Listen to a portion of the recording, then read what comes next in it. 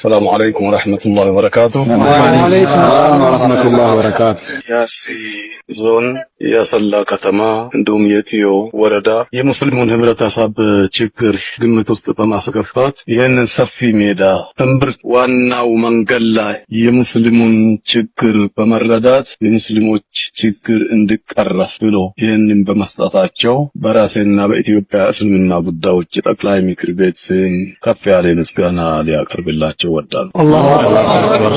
ያየነው ተአምር ነው።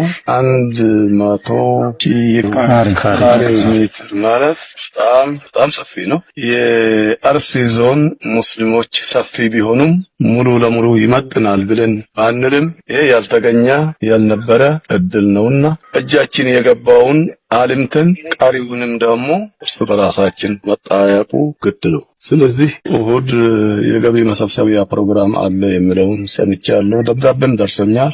በዚህ አጋጣሚ ሁሉም ድምጻችን የሚሰሙ ወገኖች ሙስሊሞች ብቻ ሳይሆኑ ወገኖች ሁሉ በዛ ቀን እንዲሳተፉ በዚህ አጋጣሚ መልእክቴን ለማስተላለፍ ወዳለሁኝና ይሄንን ፕሮጀክት ለማልማት ሁላችንም በያለንበት ተግተን መጅልሳችን ጎን እንድትቆሙና የተባለው ትምህርት ቤት ነው፣ መስጂድ ነው፣ ኮሌጅ ነው፣ ግን ከዛ በላይ ከፍ ማለት አለበት። እኔን የሚሰሙኝ ሆነ የሚመለከቱኝ ካሉበት ሙስሊሞች ብሔር፣ ቋንቋ ሳንለይ ይህን የመሰለ ወርቃማ ሜዳ መንግስታችን ስለግሰን ለሙስሊሞች ብሎ ይህንን ስጦታ ሲያበረክት መሬቱን ብቻ አበርክቶ ወደ ኋላ የተመለሰ መንግስት አይደለም። ሰምተናል። ይሄ መሬት ክፍያ እንዳለው ካሳ እንዳለው ሰምተናል። የዚህን ካሳ ግማሹን እኔ እችላለሁ ብሎ የተከበረ ካንቲባችን ያሰላ ካንቲባ ቃል እንደገቡ ሁሉ ሰምቻለሁ።